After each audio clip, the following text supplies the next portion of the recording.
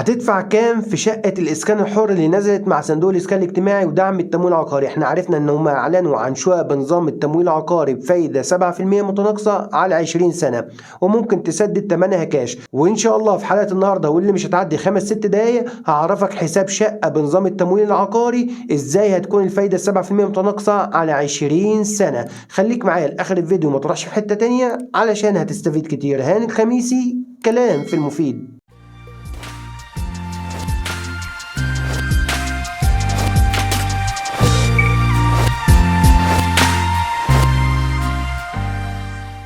السلام عليكم اصدقائي واحبابي متابعي كلام في المفيد، اهلا ومرحبا بكم.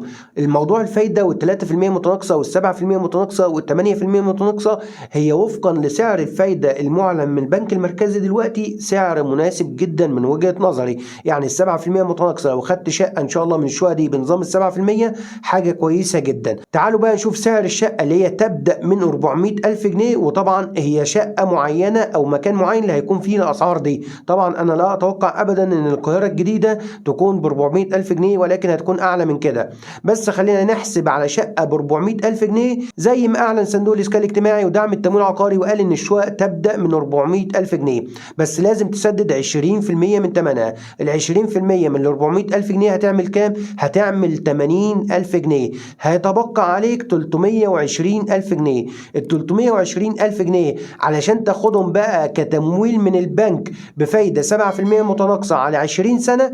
انا هظهر معاكم دلوقتي على الشاشة الشيت الحسابي اللي هو الخاص بالتمويل العقاري، اللي هو شبيه جدا للنظام البنكي وبيحسب بيه البنك موضوع التمويل العقاري. هوريك دلوقتي بتمشي ازاي الحكاية، وبعد كده ان شاء الله هقول لك بعض المعلومات المهمة جدا جدا لازم تعرفهم علشان مش كل الناس هينطبق عليهم الكلام ده. تعالوا بقى ندخل مع بعض على شاشة الكمبيوتر ونشوف حساب التمويل العقاري اللي هو بفايدة 7% متناقصة لمبلغ 320,000 جنيه. وزي ما انتوا كده شايفين قدامكم على الشاشة ده الشيت الحسابي اللي بيحسب التمويل العقاري. لو كتبنا فوق كده قيمة التمويل احنا محتاجين كام؟ محتاجين 320,000 جنيه.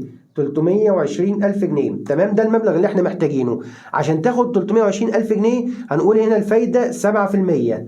الفايدة هنكتب 7% في الفايدة، ف7% متناقصة هتعمل ثابت حوالي 3.8. 3.8 يعني 3.8 ده الثابت بتاعها، المعدل الثابت اللي تقدر تحسب بيه فايدة ال7% متناقصة. بعد كده هناخد السنين كام؟ السنين 20 سنة على 20 سنة. فالمبلغ بقى 320,000 جنيه عشان تاخده فايدة 7% متناقصة على 20 سنة. القسط الشهري هيكون بتاعك كام؟ هيكون حوالي 2480 جنيه، وهتسدد ال 320,000 جنيه على 20 سنة بفايدة 7% متناقصة كام؟ هتسددها 595,000 جنيه 429 جنيه. دي كده معادلة حساب القسط اللي هو خاص بالتمويل العقاري بفايدة 7% متناقصة على 20 سنة. وبعد ما شفنا على الشاشة حساب القسط لشقة ب 400,000 جنيه في الإسكان الحر، لازم بقى بعض المعلومات تكون عارفها يا صديقي. الإسكان الحر ده نازل لمتوسطي وفوق متوسط الدخل،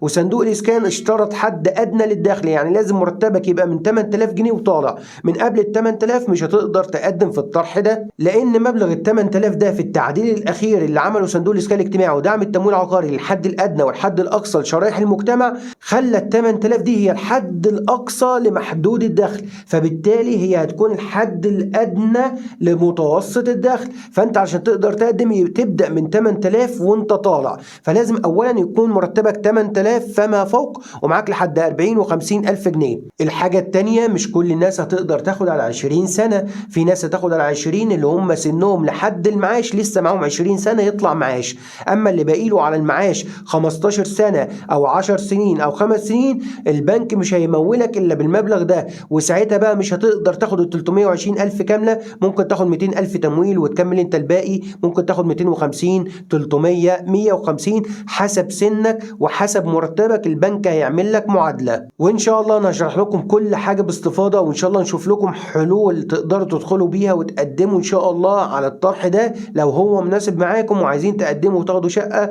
بنظام التمويل العقاري وشقة مبنية وجاهزة للتسليم بإذن الله. وبس كده يا جماعة، دي كانت تفاصيل نظام حساب قسط شقة في الإسكان الحر ثمنها 400 ألف جنيه. أتمنى أكون قدمت لكم إفادة بخصوصها، وتابعوني باستمرار لأني مكمل معاكم مشوار وسلسلة حلقات الإسكان الحر. نقول لكم دمتم في رعاية الله وأمنه. ما تنسوش اللايك والشير للحلقة عشان تفيدوا الغير، واشتركوا معايا في القناة وفعلوا زر الجرس عشان يوصل لكم كل منشوراتي أول بأول. والسلام عليكم ورحمة الله وبركاته.